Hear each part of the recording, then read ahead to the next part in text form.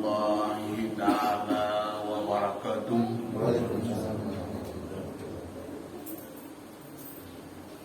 Bismillahirrahmanirrahim. Alhamdulillahirabbil alamin. Wa bihi nasta'in wa ala umuri dunya waddin. Wassalatu wassalamu ala asrafil anbiya'i wal mursalin wa ala alihi wa sahbihi ajma'in amma laqad aqallallahu ta'ala bil qur'anil azim wa huwa asdaqul qailin. A'udzu billahi minasy syaithanir rajim. Bismillahirrahmanirrahim. Subhanalladzi asra bi 'abdihi lailan minal masjidil haram ilal masjidil aqsa alladzi barakna hawlahu linuriyahu min ayatina innahu huwas samiul basir. Wa kama qala Nabi sallallahu alaihi wasallam, uzkuru mahasina mautakum wa qubu an masaihim. Sadaqallahul azim wa sadaqa rasulul habibul karim. Wa nahnu ala dzalika minas syahidin wa safirin. Marilah kita pada malam hari ini sama-sama saling memanjatkan rasa syukur kita kehadiran Allah Subhanahu wa taala, yang mana kita senantiasa selalu diberikan oleh Allah taala nikmat keimanan, kesehatan, dan dipertemukan kepada bulan yang termasuk dalam Al-Quran, bulan Asyarul Hurum, yaitu 4 bulan daripada 12 bulan yang diutamakan oleh Allah Ta'ala. Pertama bulan Rajab, yang kedua bulan Sya'ban, dan yang ketiga Ramadan, dan yang keempat terpisah 1 Muharram. Lalu disebut dalam Al-Quran bulan Asyarul Hurum. Jadi sedekah kita, kemudian yaitu amal ibadah kita dan puasa dan lainnya dilipat gandakan oleh Allah Ta'ala daripada bulan yang lain. Walaupun ayat itu Allah Ta'ala menerangkan sebelum Isra Mi'raj Nabi Muhammad SAW. Ditambah lagi kemuliaan di bulan Rajab itu adalah dengan adanya Isra wal Mi'raj. Kenapa maka Isra wal Mi'raj itu Allah Ta'ala laksanakan? Maka dicatat lebih daripada 15 perkara jawabannya. Di antaranya karena pada tahun itu disebut Yaumul Hazan, tahun duka cita. Rasulullah sallallahu alaihi wasallam pada tahun itu satu musibah kematian istri tercinta beliau yang bernama Siti Hadijatul Kubra, merupakan tulang punggung dalam menyiarkan agama juga. Seminggu setelah wafat Siti Hadijah, maka wafat lagi paman beliau yang bernama Abi Thalib. Lalu disebut Yaumul Hazan, tahun duka cita. Maka Allah Ta'ala hilangkan semangat itu, maka diisra mi'rajkan oleh Allah Subhanahu wa Ta'ala. Kemudian kenapa maka terjadi Isra Mi'raj bulan Rajab itu? Maka dalam Quran kata Allah Ta'ala, linuriyahu min ayatina, kami ingin memperlihatkan akan kebesaran dan kekuasaan Allah Ta'ala. Apakah adakah di atas langit yang diulangi lagi? Karena kalau kita hanya dapat melihat di malam hari bintang dan bulan, dan di siang hari melihat matahari dan awan atau rakun yang ada itu. Ternyata kata Allah Ta'ala, walaqad ra'ahu nazlatan ukhra inda sidratil muntaha. Ada lagi di atas langit yang tujuh, itu namanya sidratil muntaha. Kenapa maka terjadi Isra wal Mi'raj? Maka jawabannya lagi kata Allah Ta'ala, alladzi barakna haulahu. Allah Ta'ala ingin memberikan berkah sekeliling Masjidil Haram dan Masjid Aqsa. Kenapa maka terjadi Isra wal Mi'raj? Jawabannya yang paling istimewa, menerima keperluan sembahyang 5 waktu. Terjadi Isra wal Mi'raj itu malam Senin 27 Rajab tahun 621 Masehi. 621 Masehi.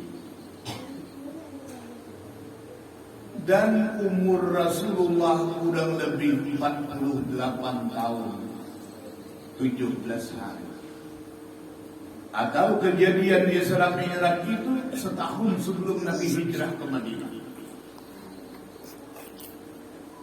Tapi sekarang kan ada digabung di mana-mana, itu adalah haul al-alim al-alama, guru sepupu. Karena kebetulan bulan Rajab.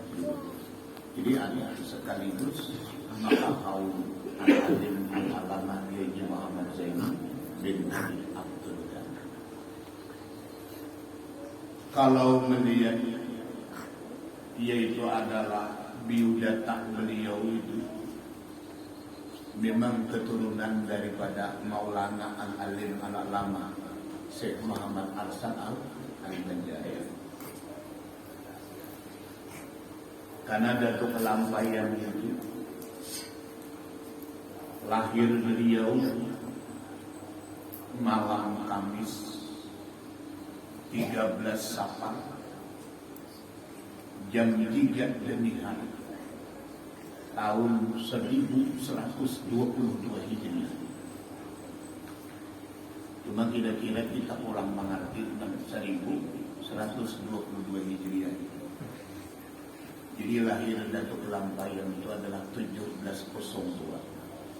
Sekarang 2023. Ia sekitar 321 tahun dan masih. Kemudian beliau wafat dalam catatan itu antara Maghrib dan Isya 6 Syawal. Jadi habis Lebaran Syawal itu.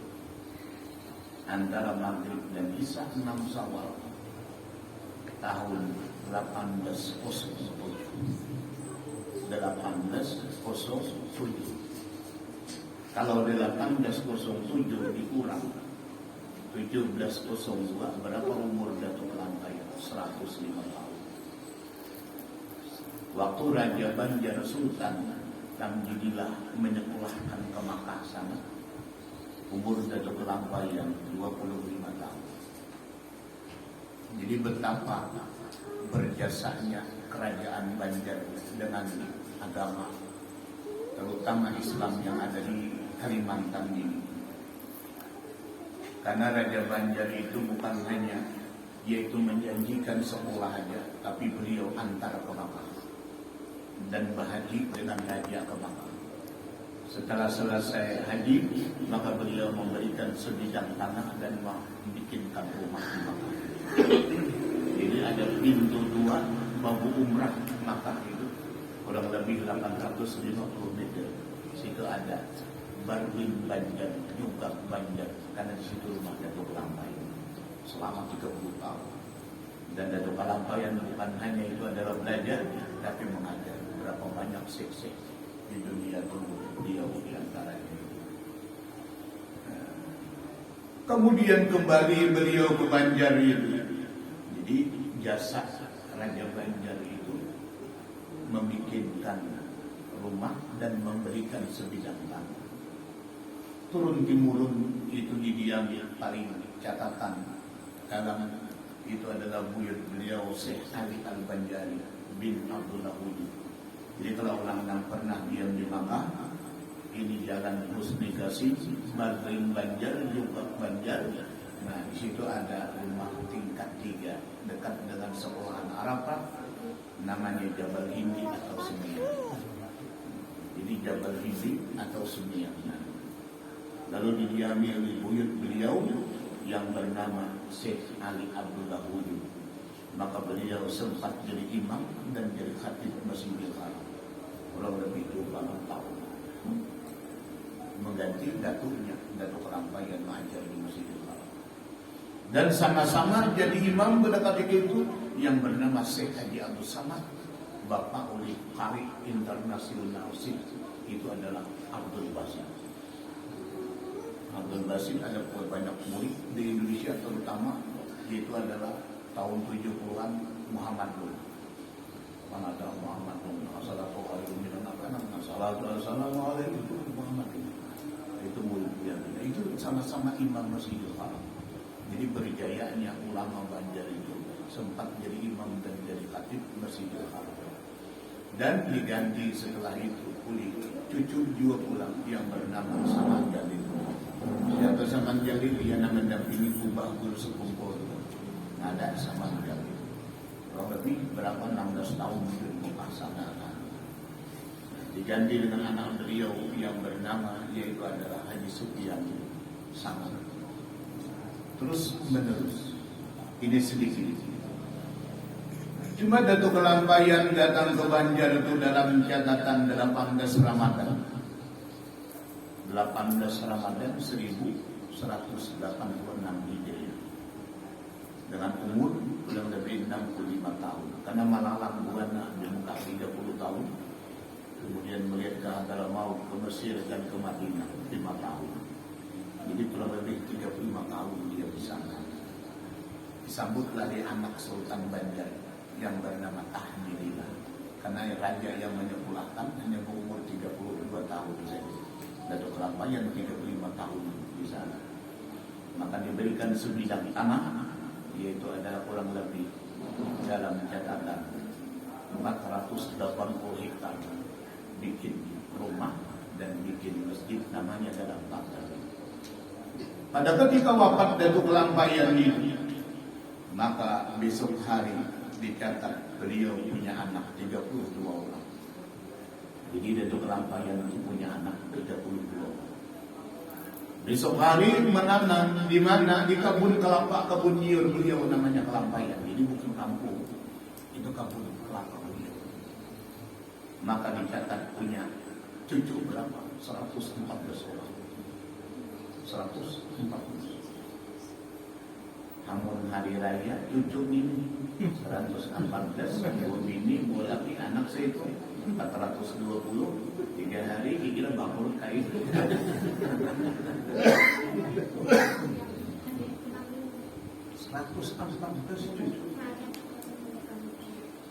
Di Kota Bangun situ kan di Sumaria tadi Tenggarong sana menanya berapa gurunya perinduannya jumlah bini itu Kelampayan itu. Jadi kita 9 orang orang mati-mati. Cuma ada 4 di antara yang tidak punya anak. Kalau dia Bajur itu istri pertama sebelum ke Mekah. Jadi istri pertama sebelum ke Mekah. Dan lebih baik jadi kita menjadi gerakan menakib keturunan bersepupu dari mana. Maka Diam Bajur ini waktu ditinggalkan ke Mekah hamil 6 bulan. Kenapa kada melahirkan dong? Kalau melahirkan, kalau putar raja ingin berhaji ke Makkah, kenapa berlayar saja?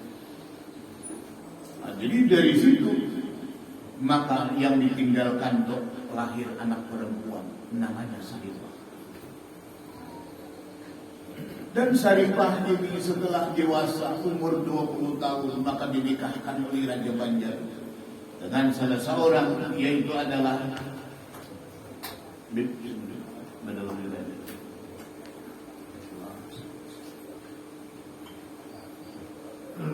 maka dikawinkan dengan salah seorang, yaitu adalah laki-laki yang bernama Tuan Guru Haji Usman, Kampung Melayu dalam Banten. Tapi itu dibaik dalam riwayat ini, Haji Usman itu adalah kebaik, makanya anaknya Saripah namanya. punya anak satu orang yang bernama Muhammad As'ad. Nah, As'ad ini maka melahirkan 5 mutiara di Kalimantan dari Datuk Ramai. Pertama dari As'ad ini adalah yang bernama Habib Haji Ahmad bin Haji Muhammad As'ad bin Sarifah bin Muhammad Arsan Al-Banjari. Beliau wasa simpul andangan sana. Lain beliau kamar pendek ini jadi salah kena. Itu dibayar wasa simpul itu. Nah, ini jalan kampusnya kan aku Banjari itu. Wah, ambil waktu itu Pak. Dulu kulit di jalan di sana. Yang kedua yaitu adalah Syekh Abu Hamid. Dijadikan kadi ini dari Kelabayan di mana? Yaitu adalah di Punjia Maksama. Rupanya setelah pulang dari Makkah maka mengilangi adiknya silaturahmi dengan memarinakan di dalam pagar itu. Maka sepulangnya itu kenapa maka di Semudra Sangkit itu belum lama berhentilah beliau di ujung pendaran sana dan sakit meninggallah di ujung pendaran Semudra Sangkit sana. Arah menuju Pura-Pura buang sama. Kemudian yang ketiga yaitu adalah Syekh Abu Talha bin Haji Muhammad As'ad bin Sarifah bin Muhammad Arsan Al-Banjari di Kutai Tenggara. Jadi kalau ke museum Kutai itu kan ada ya, belakangnya itu ada Habib, yaitu adalah Kalam Bukunim, Abu Bakar, yaitu adalah bin Husain Ali, yaitu adalah Al-Adas. Nah, 600 meter itu ada kuburan Syekh makam Al-Alim Al-Alim Abu Talha bin, yaitu adalah Muhammad As'ad bin Sarifah bin Muhammad Arsan Al-Banjari. Kemudian yang ketiga yang bernama yaitu adalah Syekh Muhammad Arsan Lama Tagatan, tapi pantai di Tagatan, bin Muhammad As'ad bin Sarifah bin Muhammad Arsan Al-Banjari. Kemudian yang kelima siapa? Haji Matei atau Haji Samsudin, disebut dengan Datuk Taniran. Jadi Datuk Taniran yang ada. Maka Datuk Taniran itu ngaran silih asli, itu adalah Haji Matei atau Badikalar Samsudin, lahir 1774, yaitu adalah Masih bin Muhammad As'ad bin, yaitu adalah Sarifah bin Muhammad As'ad. Nah ini lima mutiara baru dari satu orang istri beliau yang bernama Diang Bayu. Yang kedua istri beliau yang bernama Ratu Bidur atau Bidur. Yang ketiga Maryam. Nah, ketiga-tiganya ini adalah pemakam di Sungai Sipai Tungkaran. Jadi kalau sekarang itu dari belakang Ratu Julaiha kita rumah sakit. Ada pondok 5, nah belok kanan sebelah 7, situ ada makam istri beliau yang 3 ini. Datuk ada Diang Bayu, kemudian Maryam, dan dia itu adalah Ratu Bidur. Kemudian yang keempat Lepor, istri Datuk Ramai, itu yang melahirkan bulu kapuk atau yang ada bulu tuan yang ada di kandangan itu. Kemudian yang kelima Kuriyah, dan yang keenam Ratu Aminah. Siapa Ratu Aminah? Itu adalah binti Pangeran Tahap bin Pangeran Tambudio. Itu merupakan cucu di Raja Minyak dan punya adik laki-laki siapa nama? Yaitu Muhammad Idris atau Pangeran Tahap, disebut dengan dulu Nafisnya dari Kaluasan. Jadi ada di Kaluasan Muhammad Nafis bulan itu. Binti Pangeran Tahap, kemudian binti Pangeran Sultan Tamrin. Kemudian yang keenam istri beliau yang bernama Tiu Buat. Tiu Buat itu keturunan Cina. Kita lihat Tiu Buat ini adalah kawin nikah dengan Datuk Langkai yang setelah mati kan istri beliau yang Baju dan lain. Maka punya anak 10 orang dari Tiu Buat 10. Pertama anak perempuan yang bernama Asia. Kemudian yang kedua Khalifah Hasanuddin. Dan yang ketiga yaitu adalah Siti Maryam. Dan yang keempat yaitu adalah Khalifah Zainuddin. Cuma di antara 10 itu maka ada namanya Khalifah Hasanuddin. Hasanuddin kawin, di antaranya ada 2 orang perempuan jumlahnya. Yang pertama yaitu adalah siapa? Itu Hamisah dan Asia, punya anak 11 orang. Jadi itu 11 sudah. Khalifah itu Hasanuddin. Di antara anak Khalifah Hasanuddin yang 11 itu